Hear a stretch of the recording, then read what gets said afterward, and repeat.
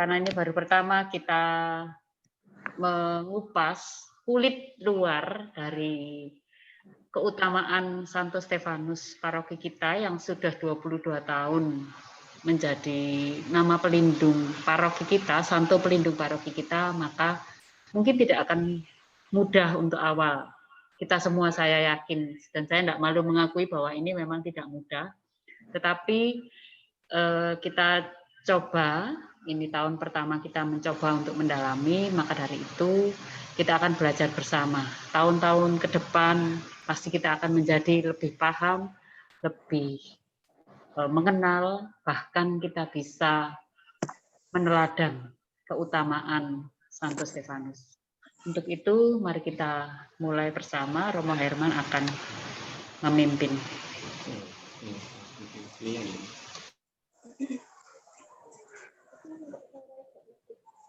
Oke, silakan. Romo dipasang. Nanti saya yang atur ini. Oke, ya. Udah mulai ya? Ya, silakan Romo. Ya, selamat malam. Selamat malam, Romo. Ibu, Bapak, Saudara-saudara terkasih, kita berjumpa lagi dalam pertemuan ketiga masa Advent yang temanya seputar kekudusan, ya, kekudusan.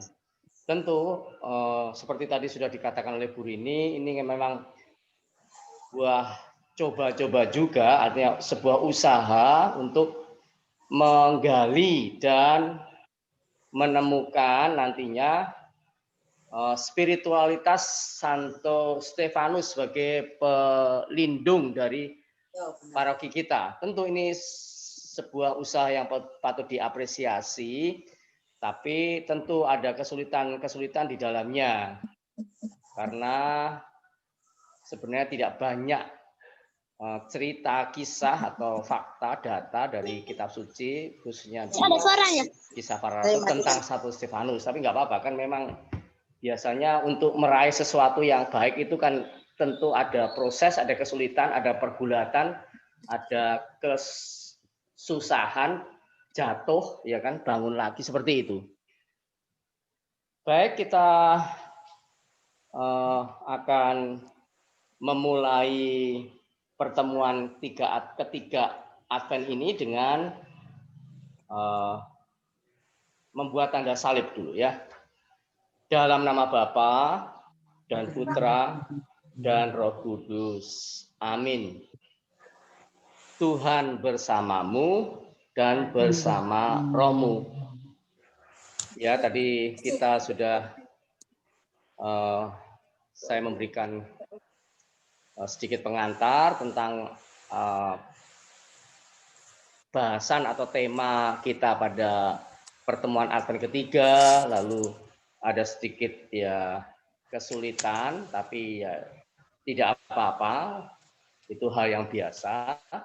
Tapi usaha untuk menemukan spiritualitas dan juga keutamaan dan nilai-nilai dari Santo Stefanus ini perlu diapresiasi, perlu terus-menerus diupayakan, sehingga pada akhirnya nanti ya Santo Stefanus mempunyai pengetahuan, ya, umat Stefanus mempunyai spiritualitas, ya, mempunyai spiritualitas Santo Stefanus ya dengan cukup baik seperti itu. Mari kita mengawali dengan doa masa Advent. Ada sih. Mereka sudah. Oh ya, mari Ibu Bapak kita mengawali dengan doa masa Advent halaman 21. Ya Allah Bapa yang Maha Kudus, kami bersyukur kehadirat-Mu karena lewat masa penantian ini Engkau menjanjikan juru selamat bagi Yesus Kristus Putra-Mu. Kedatangannya dinubuatkan oleh para nabi dan dinantikan oleh Perawan Maria dengan cinta mesra. Dialah Adam baru yang memulihkan persahabatan kami dengan Diko. Ia penolong yang lemah dan menyelamatkan yang berdosa.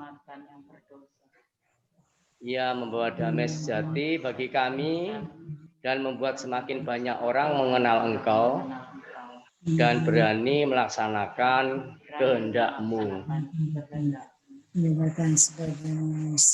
Ia datang manusia biasa untuk melaksanakan rencana-Mu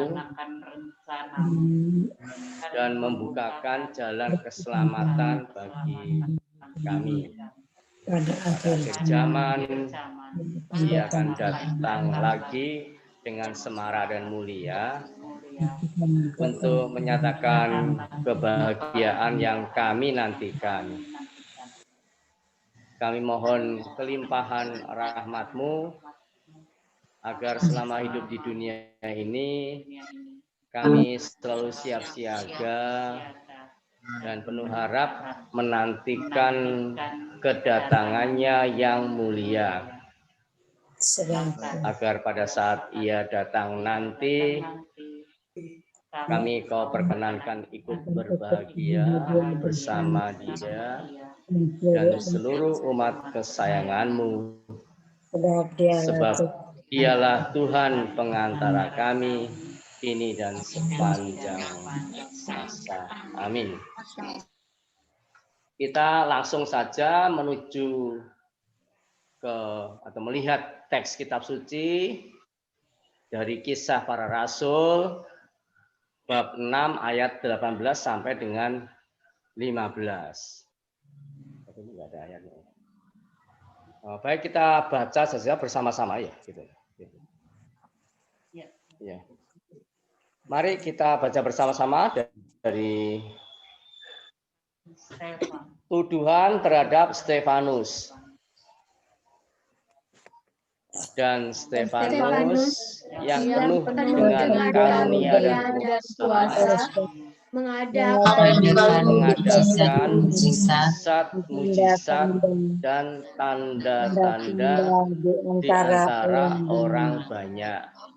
Tetapi tampillah beberapa orang dari jemaat Yahudi yang disebut jemaat orang Liber ini.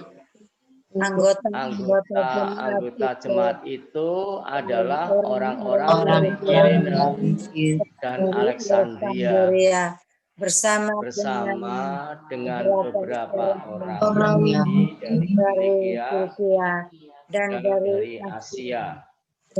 Orang-orang itu bersoal jawab dengan Stefanus. Tetapi mereka tidak sanggup melawan hikmatnya dan roh yang mendorong dia berbicara.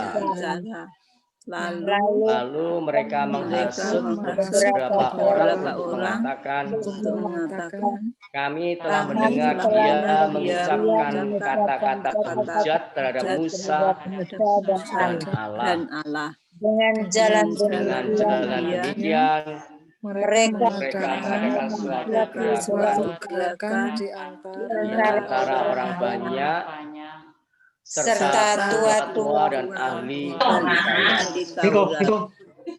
Mereka menyergap Stefanus, menyeretnya dan membawanya ke hadapan Mahkamah Agung. Lalu mereka memadukan saksi-saksi palsu yang berkata, orang ini terus-menerus mengucapkan perkataan yang menghina tempat kudus ini dan hukum Taurat. Sebab kami telah mendengar dia mengatakan bahwa Yesus orang Nazaret itu akan merubuhkan tempat ini dan mengubah adat istiadat yang diwariskan oleh Musa kepada kita.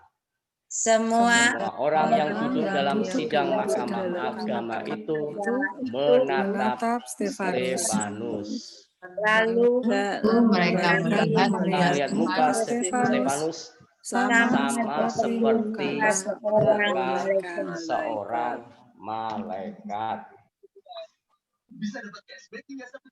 Demikianlah sabda Tuhan. Tersyukur kepada Allah. Ya, baik Ibu, Bapak, dan saudara-saudara yang terkasih. Tadi barusan saja kita mendengarkan bacaan dari Kisah Para Rasul bab 6 ayat 8 sampai dengan 15. Ini sedikit supaya kita mempunyai pengetahuan tentang teks ini.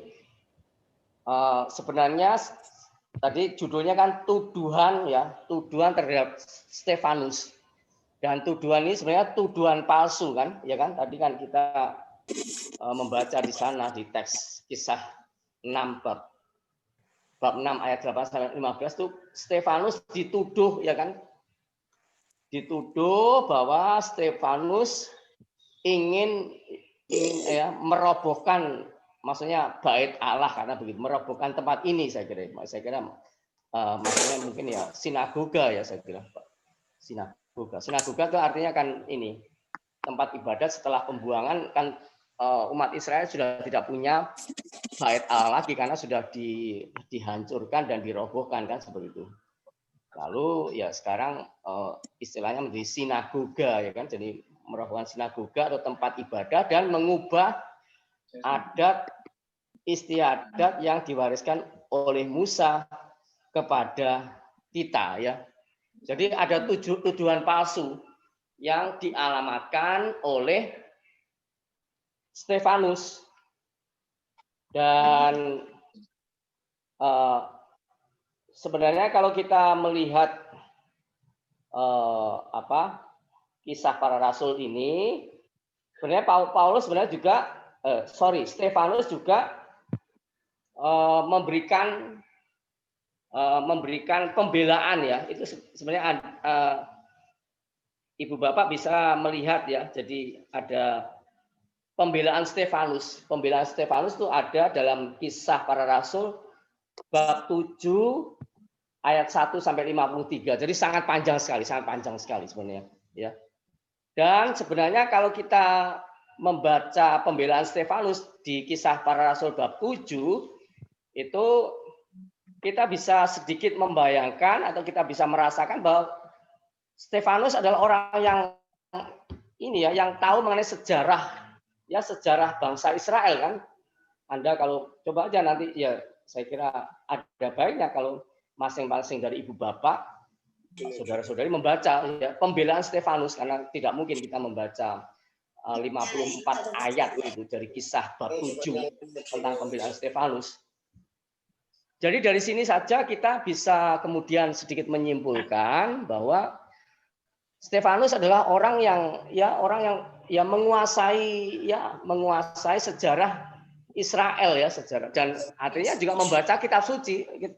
Stefanus adalah orang yang membaca kitab suci, ya. Kalau kita membaca tentang pembelaan Stefanus terhadap tuduhan palsu terhadap dia, seperti itu, ya. Seperti itu. Dan lebih daripada itu, ya, kita juga bisa merasakan bahwa Stefanus juga orang yang berani, ya, berani, tidak ragu-ragu terhadap imannya, ya kan. Saya kira kalau kita membayangkan diri kita sendiri aja, misalnya seperti kalau kita di lingkungan kantor kita, di lingkungan pekerjaan kita, misalnya kalau ada misalnya di sebuah ruangan misalnya ada 6 katakanlah ada 6 orang yang di ruangan kantor kita sendiri berbeda agama dan iman, dan kemudian kita ditanyain oleh orang yang berbeda atau berlainan agama dan iman, kadang-kadang kita juga ini kan, ya, mungkin kita gembrobios, kan, ini piye cara menjawabnya. Nah, ini kan jadi pentingnya juga bagi kita, ya, umat beriman Kristiani, ya, rajin-rajinlah untuk juga membaca kitab suci, ya. Ya memang dengan membaca kitab suci kadang-kadang juga ada banyak hal yang kita tidak mengerti kan. Saya saja yang sudah ya kuliah juga masih harus terus membaca, terus belajar, ya, terus melihat sana sini, menambah referensi supaya pengetahuan tentang agama atau iman saya makin berkembang, makin banyak seperti itu. Nah, ini satu dua hal yang kita bisa lihat dari bacaan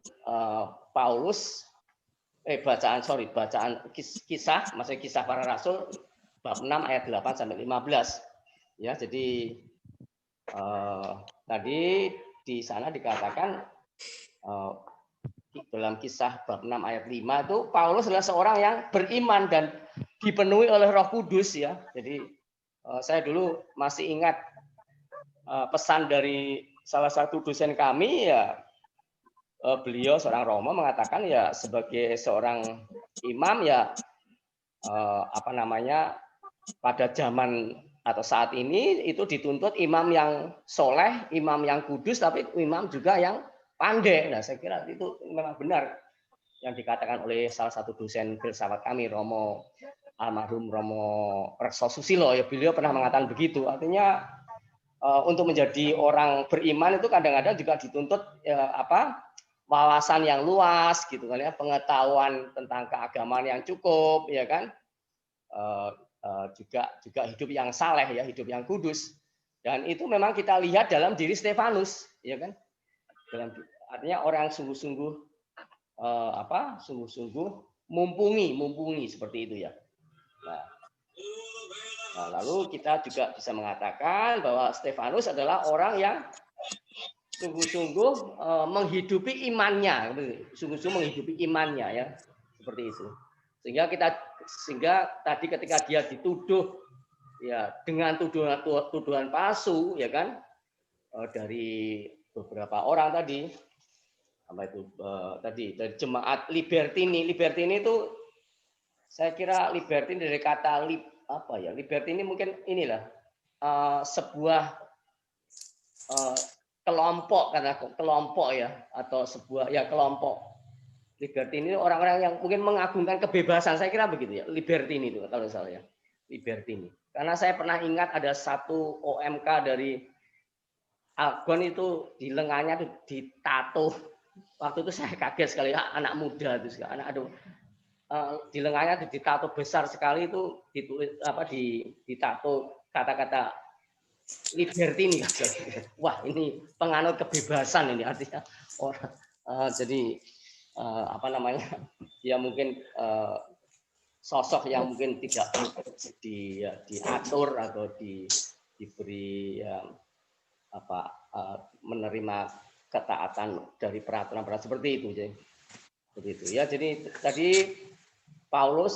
Stefanus harus menghadapi serangan dari orang dari Libertini, anggota jemaat orang Kirene dan Alexandria. Saya kira pasti orang-orang yang pandai, ya, orang-orang yang pandai dalam soal beragama seperti itu. Jadi, kurang lebih seperti itu teks yang bisa kita pahami, kita sedikit analisa dari kisah 6 ayat 8 sampai 15. Dan memang kisah ini sebenarnya juga mirip-mirip dengan yang ada di Injil Markus, ya. Injil Markus 14 itu sebenarnya di sana juga ada tuduhan palsu terhadap Yesus. Markus bab 14, ya. Markus bab 14 di sana sebenarnya ada mirip-mirip kisahnya sebenarnya. Markus bab 14, nanti saya bacakan sebenarnya. Kita singkat saja. Markus bab 14 ayat 15 sampai dengan 18, ya. Di sana sebenarnya ada satu perikop yang ini sebentar. Markus 14. Oh, sorry, 14 56, sorry, ya, 56. Ini.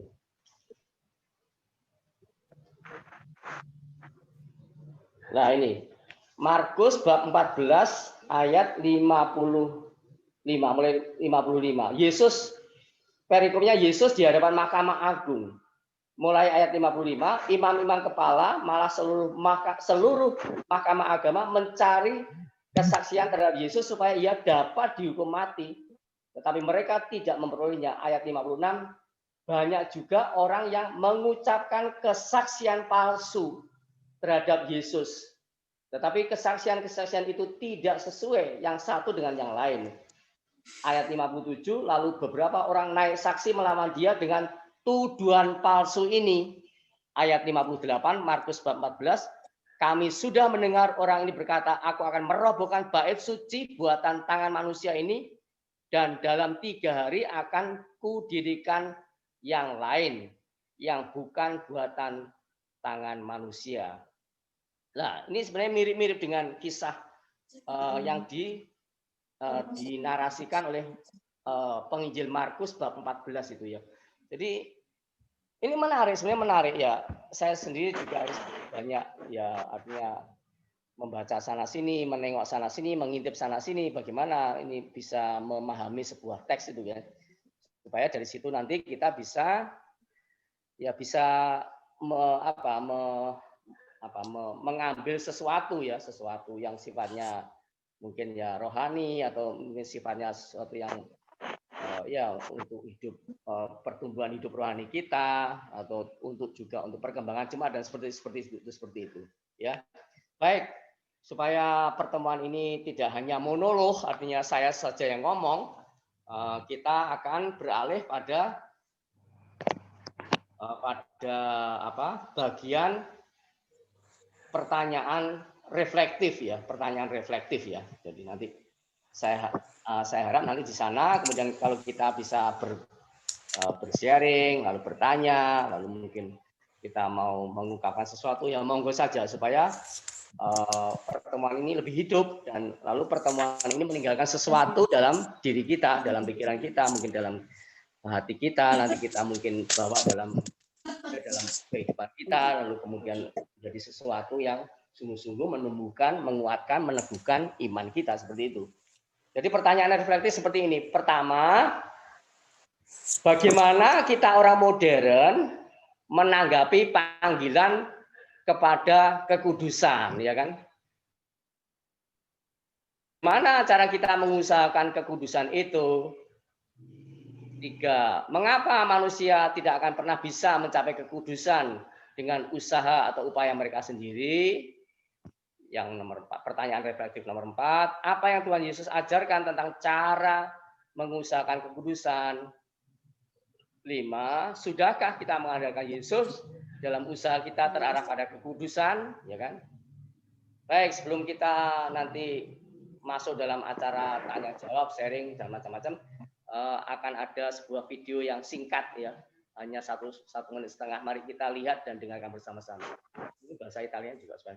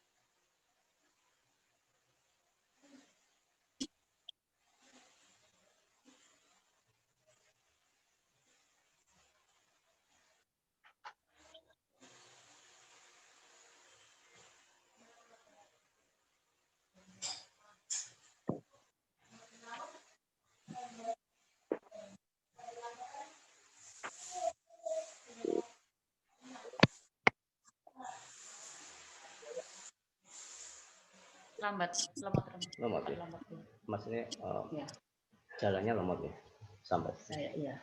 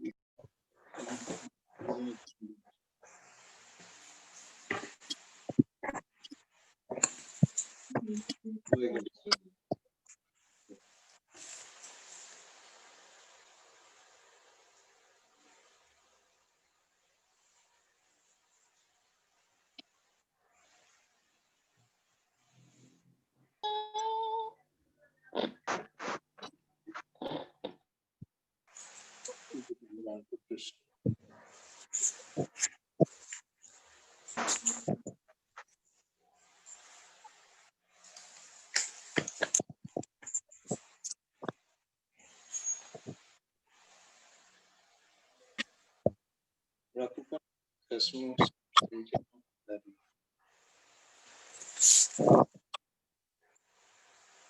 untuk bekerja, menjaga anak-anak. Itu semuanya harus dilakukan dengan hati mengarah pada Tuhan.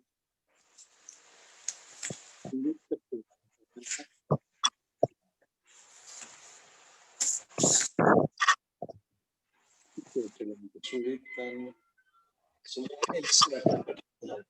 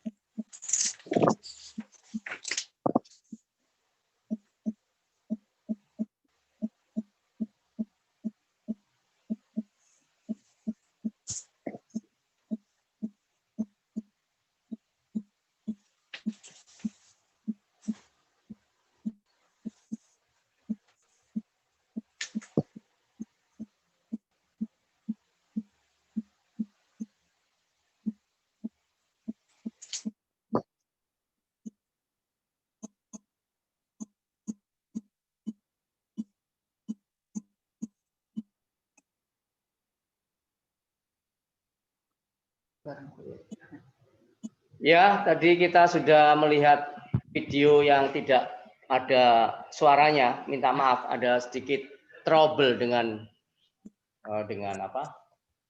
Dengan jaringan ya. Ya, inilah mungkin ya memang untuk hari-hari ke depan kita mesti lebih teliti lah. Ya, baik. Jadi itu tadi saya kira kita semua sudah membaca ya kan, mengerti apa yang dipesankan oleh Bapak Paus Fransiskus mengenai menjadi kudus dalam hidup sehari-hari. Nah, ya kan, menarik kan, menarik. Jadi, tapi oke, saya menunggu ya sharing atau curhat, ya sharing atau curhat ya, yang tadi bertitik tolak dari pertanyaan reflektif, ada 5 pertanyaan reflektif dan apa namanya video singkat ya hanya 1,5 menit dari Bapak Paus kita Fransiskus ya. Monggo Ibu Bapak tidak usah ragu-ragu, tidak usah malu-malu. Ini bukan mid semester, jadi ya bebas saja ya kan. Ini bagian dari kesadaran kita ya kan, keinginan kita untuk menjadi saleh, menjadi kudus seperti yang diamanatkan, dipesankan oleh Bapak Paus kita. Monggo. Siapa? Pak Eko mungkin. Pak Eko.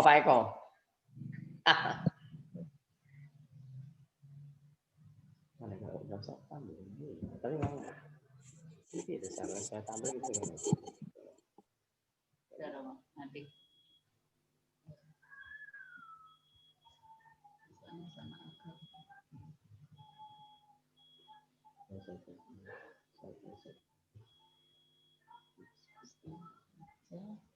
Oh gitu. Mau ke sana tinggal sini.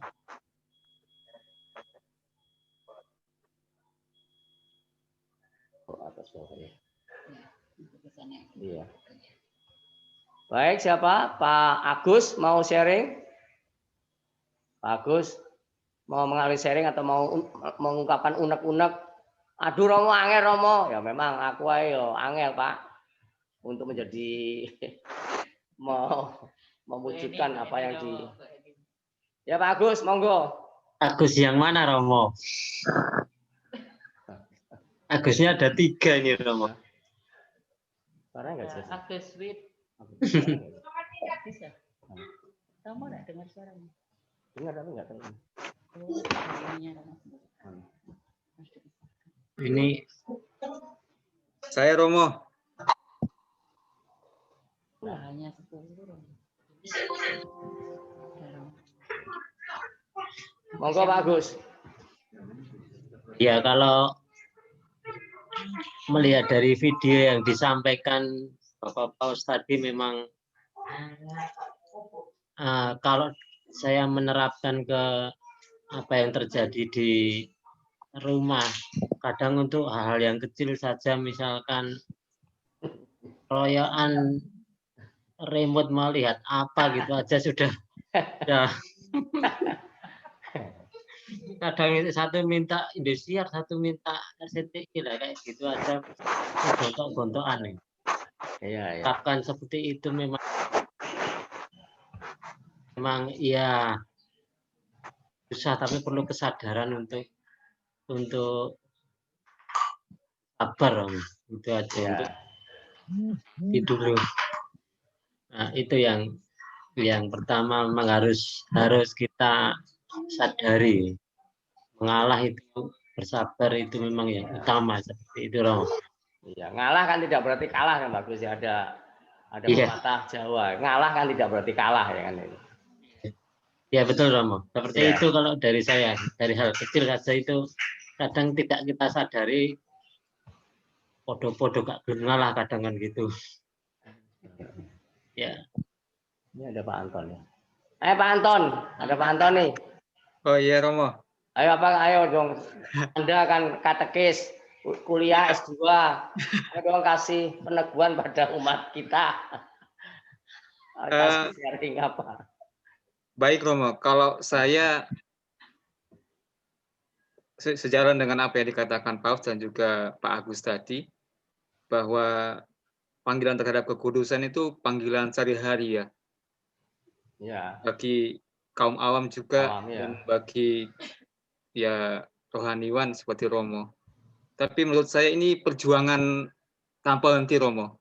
Ya, seperti yang dikatakan Pak Agus tadi, bahwa hal-hal yang kecil dalam kehidupan keluarga itu kadang-kadang jadi masalah. Seperti halnya tadi katakan Pak Agus ya, masalah remote saja itu menjadi hal yang ramai dalam keluarga. Tapi penting disadari juga bahwa panggilan kekudusan itu ya panggilan dalam keluarga kita ya. Ya, baik sebagai bapak, sebagai ibu, sebagai anak, ya mempunyai jalan masing-masing. Ya sebagai bapak saya harus berlaku adil misalnya kepada anak. Kalau ibu ya harus ya melaksanakan tugasnya sebagai ibu, ya menjaga anak, bagaimana mengurusi keluarga. Dan kalau masing-masing itu jalan dengan baik, ya itulah menjadi panggilan kita sebagai awam dan panggilan menjadi kudus. Ya, menurut saya Romo. Ya seperti itu Romo. Ya baik. Matur nuwun Pak Anton. Sama-sama Romo. Siapa lagi? Pak Paulus. Bu Paulus. Baru. Kenapa? Ya enggak tahu sharing toh yang sharing, kita kan keluarga paroki ya wis toh ya. Ya apa enggak tahu mau mau ngamuk atau mau mau, mau apa ya, monggo. Ini kan juga bagian dari namanya panggilan kekudusan. Panggilan kan mungkin ada yang masih berjalan 10 langkah, ada yang sudah 1 kilometer. Lah, ini apa-apa tah. Paling enggak ketika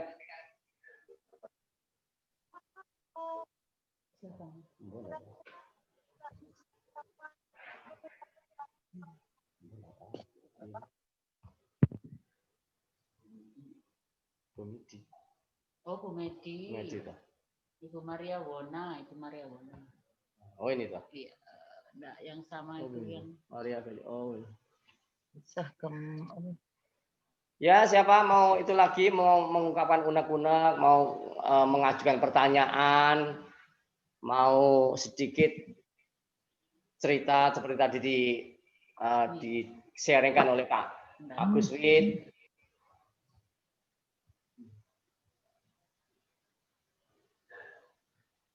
Ini Ibu Medi ini.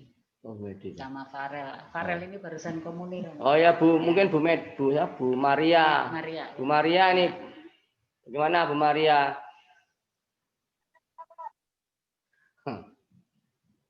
Kalau menurut saya gini Romo, Ya. panggilan kekudusan itu kan untuk pribadi kita masing-masing. Nah, dalam kita menjalani kehidupan kita, kalau saya kan seorang ibu rumah tangga. Ya. Sebenarnya setiap hari kan kita sudah berusaha menjalani apa yang menjadi tugas kita sehari-hari. Cuman kadang-kala tuh kita lupa bahwa yang kita lakukan itu harus mengarah kepada Tuhan.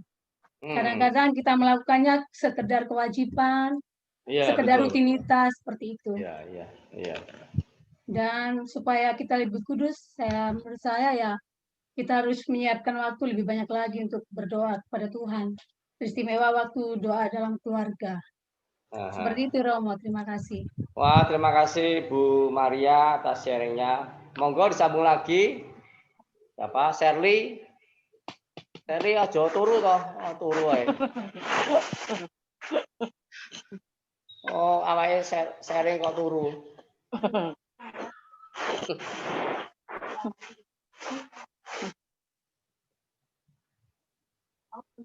Ada airin ini anak pipisan.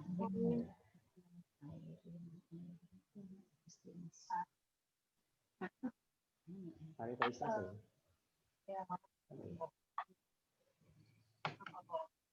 Oh, ayo di. Bu Eni. Mana? Pak Warsito. Monggo Pak Warsito.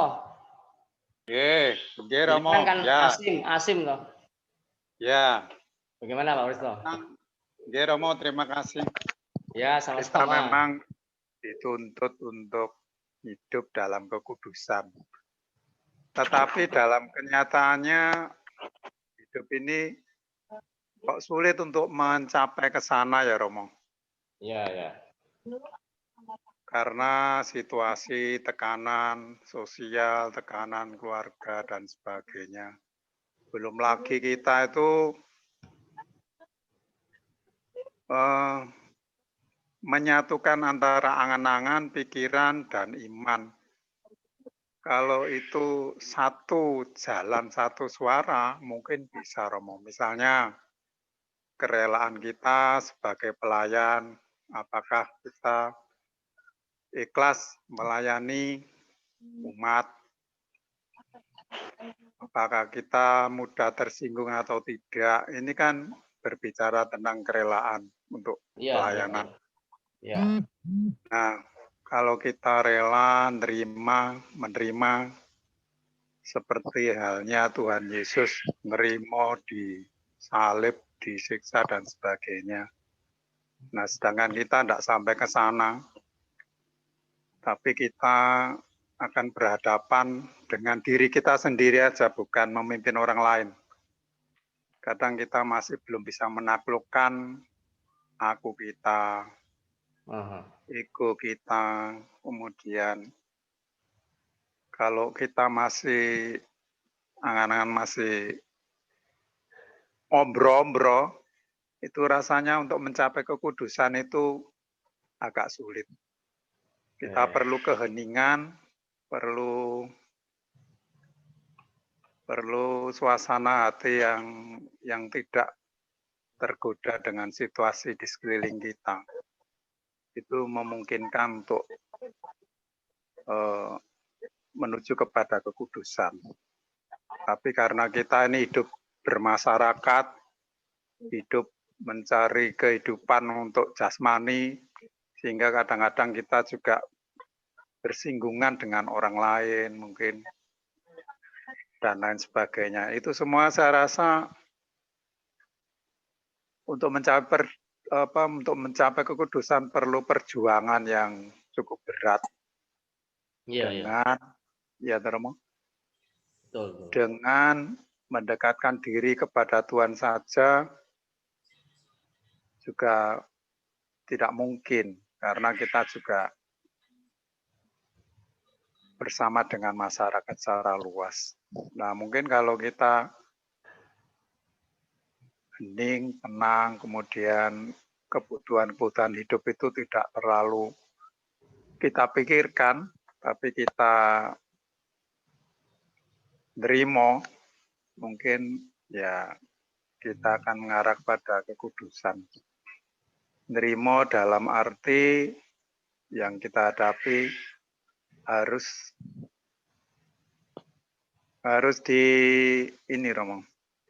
diterima dengan segala konsekuensi yang ada, kita menjalaninya dengan tulus. Iya. Ya mungkin begitu, Romo. Mohon maaf kurang lebihnya. Oh ya, terima kasih. Enggak, ini kan bagus ya, sebuah sharing ya kan, yang mengungkapkan juga pergulatan, kesulitan dalam upaya untuk katakanlah meraih kekudusan ya memang seperti itu. Ya, tapi bukankah sebenarnya tapi nanti aja kalau ya mungkin. Memberi kesempatan yang lain, siapa? Bu Eni. Ya, Romo. Ya, monggo Bu Eni. Ya, saya ingin menanggapi apa yang disampaikan Pak Warsito. Ya, bagus. Ya, mari Bu Eni. Ya, sama seperti apa yang disampaikan, bahwa saya juga dalam menjadi kudus dalam kehidupan sehari-hari itu ya sulit. Tapi berusaha untuk mencapai kekudusan itu dalam hidup kita. Nah, seperti kita tuh kepingin keluarga, apalagi anak-anak kan sudah besar, kepingin juga mengajak anak-anak itu seperti sekarang ini ya Romo, kan ada advent di rumah gini, streaming gini, ataupun seperti doa-doa bersama. Ini rasanya kok agak sulit karena sekarang anak-anak itu ya, apalagi zaman modern ini disibukkan dengan gadget itu loh Romo. Jadi kadang itu alasan gitu. Sebentar saya mau ini gitu. Nah, untuk mencapai istilahnya saya mau mengajak untuk seperti doa bersama gitu kok agak sulit. Nah, ini saya masih kepingin ya tetap saya berupaya untuk ayo kita bersama-sama, apalagi kita kan satu keluarga cuma bertiga. Nah, sekarang ini berdua Romo, karena yang satu kan di asrama, jadi sulit juga. Saya kepingin ayo ya, kebetulan kalau pas ada streaming itu pas anak saya pulang, nah itu masih bisa. Tapi kalau sudah sulit untuk misalnya ada tugas yang tidak bisa pulang, ataupun mereka itu tidak bisa ke gereja, itu rasanya saya juga disempati gitu loh. Saya kadang itu Romo. Jadi gimana ya Romo, rasanya tuh saya tuh juga kepingin menjadi keluarga untuk mendapatkan kekudusan di dalam kehidupan sehari-hari. Nah, ini minta pendapat Romo bagaimana supaya kita itu mengajak anak-anak itu supaya tidak beralasan dan mengupayakan supaya anak-anak itu tidak egois untuk apa dengan kesibukan khususnya gadget itu. Nah, saya kira itu Romo yang menjadi kesulitan saya untuk Iya. Nah, itu. Terima kasih Romo. Oh ya, terima kasih juga. Terima kasih. Kata-kata yang kurang berkenan. Oh, enggak. Ini kan bukan apa mid semesteran ini gitu. Iya. Terima kasih. Ya, sama-sama Bu ini. Siapa lagi? Saya Romo, boleh ya Romo? Ya, baik Bu Rini, mungkin Bu Rini mau ngasih. Saya tertarik dengan pertanyaan refleksi nomor 3. Mengapa manusia tidak akan pernah bisa mencapai kekudusan dengan usaha mereka sendiri? Bagi saya, untuk mencapai kekudusan itu kita butuh sarana. Bisa dalam bentuk orang yang ada di sekitar kita, siapapun itu, keluarga, teman gereja, teman kerja, siapapun yang kita temui, ataupun sarana dalam bentuk mungkin benda mati, mungkin kejadian-kejadian.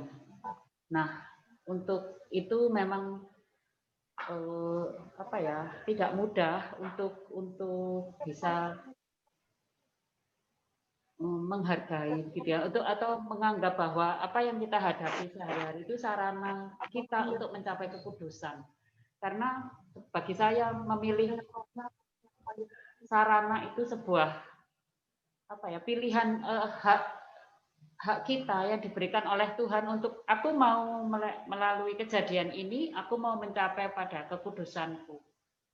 Begitu. Jadi bagi saya memang butuh proses untuk memahami bahwa kok kejadian ini begitu mengecewakan ya, tapi bisa jadi kejadian yang mengecewakan itu bisa membuat kita pada kekudusan.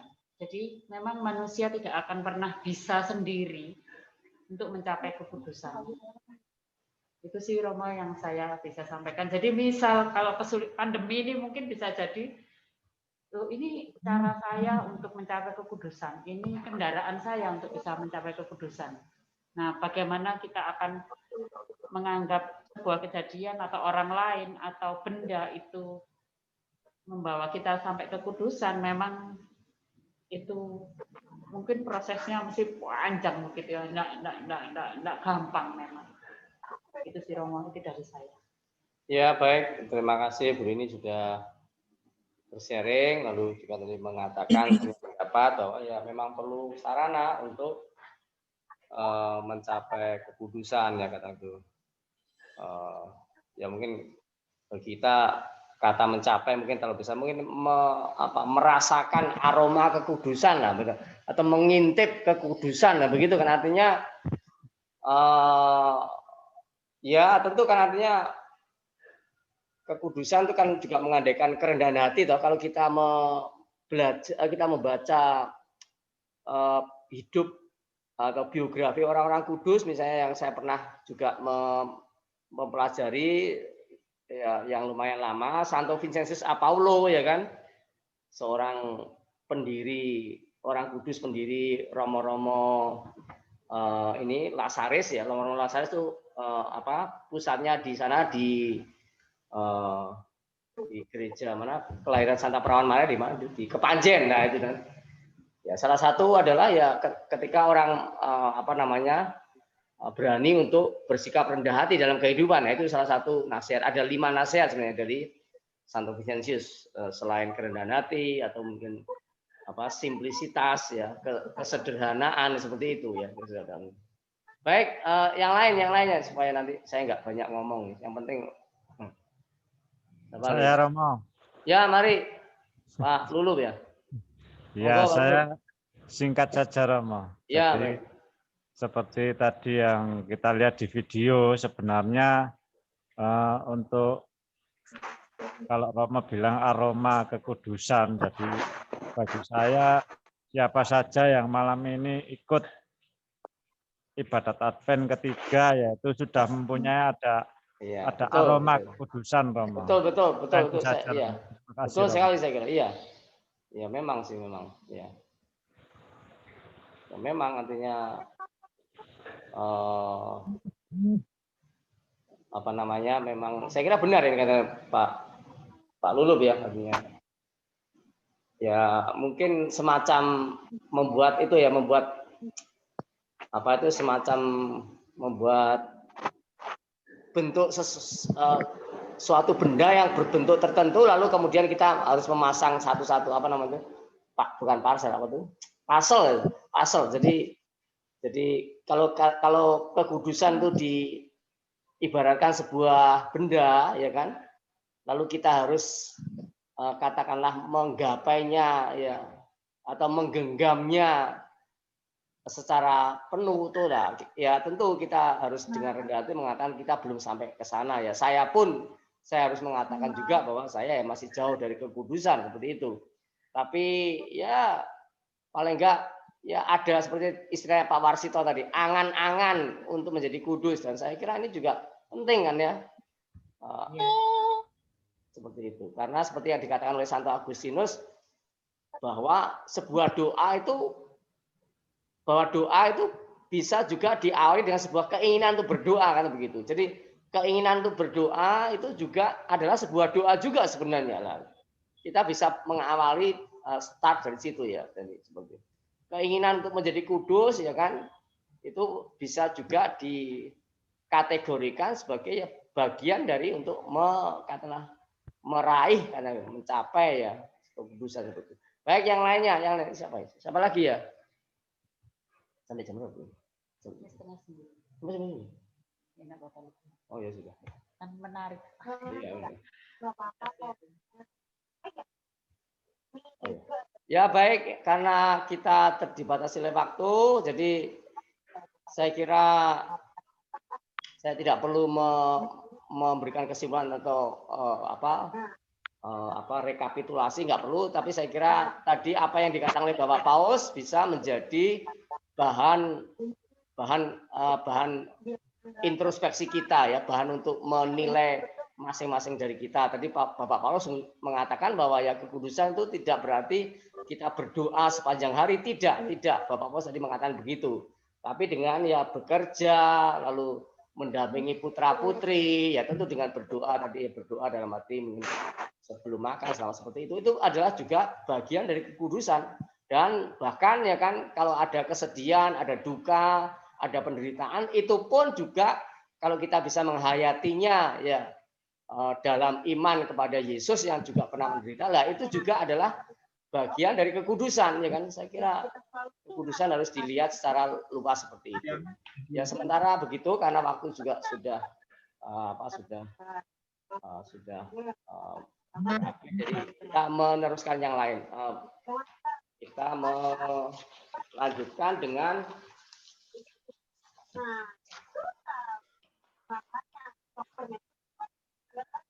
ini aja, langsung aja. Kita akan ini aja, mendoakan ini ya. Litani ya, litani. Litani kita lanjutkan dengan litani Santo Stefanus. Litani Santo Stefanus. Ya, mari kita doakan bersama-sama litani Santo Stefanus. Tuhan kasihanilah kami. Kristus kasihanilah kami. Tuhan kasihanilah kami. Kristus dengan anak kami. Kristus kabulkanlah doa kami. Allah Bapa di surga, kasihanilah kami. Allah Putra penebus dunia, kasihanilah kami. Santo Stefanus murid Tuhan, doakanlah kami. Santo Stefanus diakon Tuhan yang setia, doakanlah kami. Santo Stefanus pelayan para janda miskin, doakanlah kami. Santo Stefanus pelayan orang miskin, doakanlah kami. Santo Stefanus pelayan anak yatim, doakanlah kami. Tuhan, Engkau menjadikan Santo Stefanus pembelajar sejati. Kabulkanlah doa kami. Jadikanlah kami selalu mau belajar tentang kebenaran-Mu. Kabulkanlah doa kami. Jadikanlah kami cakap menjawabi panggilan-Mu. Kabulkanlah doa kami. Jadikanlah hati kami tulus melayani-Mu. Kabulkanlah doa kami. Jadikan kami terampil mengembangkan diri demi nama-Mu. Kabulkanlah doa kami. Jadikan kami selalu haus pengetahuan akan kehadiran-Mu. Kabulkanlah doa kami. Jadikan kami berani mengamalkan pengetahuan bagi sesama di sekitar kami. Kabulkanlah doa kami. Santo Stefanus pembela kebenaran Tuhan, Doakanlah kami. Santo Stefanus pembela ajaran iman akan Tuhan, Doakanlah kami. Santo Stefanus yang selalu meyakini kebenaran Tuhan, Doakanlah kami. Santo Stefanus yang membasahi bumi dengan darah martirnya, Doakanlah. Santo Stefanus yang menggelurakan semangat para pewarta Tuhan dengan kematiannya, Doakanlah kami. Engkau mengaruniakan pribadi yang penuh iman dan Roh Kudus. Terpujilah Engkau ya Tuhan. Engkau membiarkan Roh Kudus bekerja dalam diri Stefanus. Terpujilah Engkau ya Tuhan. Engkau mewujudkan kualitas hidup umat beriman dalam hidup Santo Stefanus. Terpujilah Engkau ya Tuhan. Engkau membuat mujizat melalui tangan Santo Stefanus. Terpujilah Engkau ya Tuhan. Engkau membilang Santo Stefanus dalam jajaran orang kudus-Mu. Terpujilah Engkau ya Tuhan. Santo Stefanus yang berkepribadian luhur. Doakanlah kami. Santo Stefanus pengampun yang rahim. Doakanlah kami. Santo Stefanus yang mendoakan orang-orang berdosa. Doakanlah Santo kami. Stefanus yang bersatu dengan guru dan juru selamatnya. Doakanlah kami. Mampukan kami menyerupakan diri dengan Allah. Dengarkanlah doa kami. Mampukan kami menerapkan di dalam perkataan. Dengarkanlah doa kami. Mampukan kami berjuang dengan keras untuk hidup kudus. Dengarkanlah doa kami. Mampukan kami agar setiap pelayanan selalu terarah pada teladan yang luhur, yaitu pribadi Yesus. Dengarkanlah doa kami. Mampukan kami memiliki orientasi kehidupan dan pelayanan hanya kepada Yesus. Dengarkanlah doa kami. Mampukan kami meneladan Santo Stefanus. Dengarkanlah doa kami.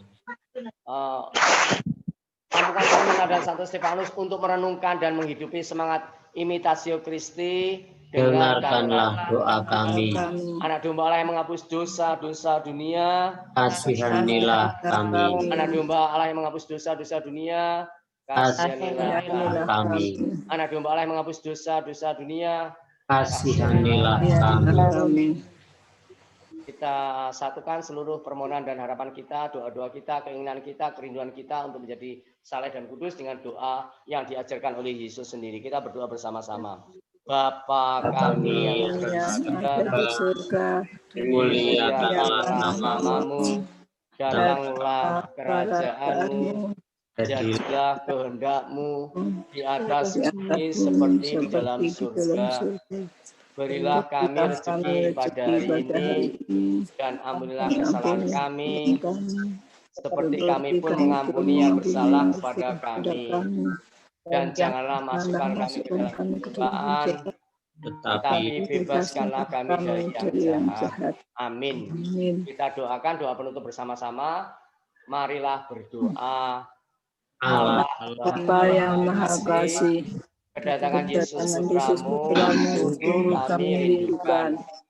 Semoga melalui pendalaman ini kami disadarkan sepenuhnya bahwa Yesus Juru Selamat kami datang ke dunia untuk memberikan dirinya demi keselamatan manusia. Bimbing dan kuatkanlah kami untuk dapat meneladani Yesus Kristus bagaimana Santo Stefanus telah lakukan. Demi Yesus Kristus Putramu Tuhan dan pengantara kami ini dan sepanjang masa. Amin. Tuhan sertamu dan sertamu juga.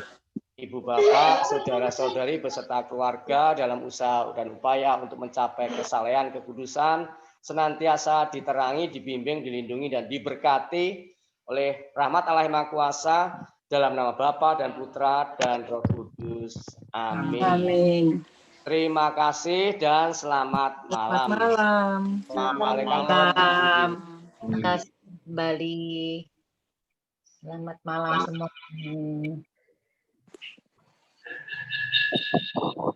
Terima kasih Romo. Ya, terima kasih Romo.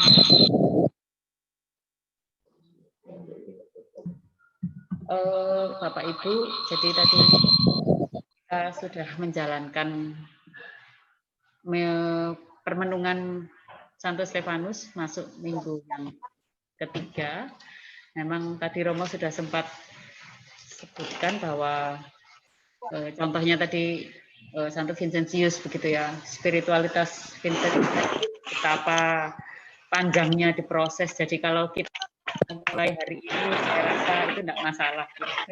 Sekali lagi bahwa kita belajar bersama. Kalau Santo Vincentius itu hidup di sekitar abad 16, kalau tidak salah ya Romo. Nah, itu, kemudian memulai kekudusannya juga di abad itu, kemudian dipelajari orang itu sudah berabad-abad yang lalu. Santo Ignatius de Loyola itu juga di abad 16 dengan latihan rohaninya, dan itu sudah berabad-abad yang lalu. Kalau kita belajar tentang Santo Stefanus baru mulai. Ini baru 3 minggu, ya betapa tidak apa-apanya begitu ya. Tapi kapan lagi kita tidak mulai? Gitu kita, betul ya. Kita tidak pernah tahu kalau kita tidak memulai. Memang ternyata tidak mudah. Kita cerna bersama, tetapi setelah tadi dibicarakan, bagi saya pribadi itu menjadi lebih clear, lebih jelas gitu ya. Bapak Ibu, sekali lagi terima kasih banyak Romo Herman. Terima kasih juga Mas Lulup yang menemani Romo Herman juga ada di sini. Terima kasih Bapak Ibu. Minggu depan kita akan bertemu kembali jam 19.30 di link Zoom yang nanti akan di-share melalui ketua lingkungan, dibagikan dari WA grup Bapak Ibu sekalian, dan kita akan ditemani oleh Romo Siga dengan topik Imitatio Christi. Waduh, apalagi itu. Tidak apa-apa, bagi saya ini hal menarik, hal baru yang menarik untuk kita pelajari bersama. Semoga semua tetap sehat dan salam doa untuk Bapak Ibu semua. Ketemu minggu depan. Terima kasih. Terima kasih Mbak Vivi. Matur nuwun. Selamat malam.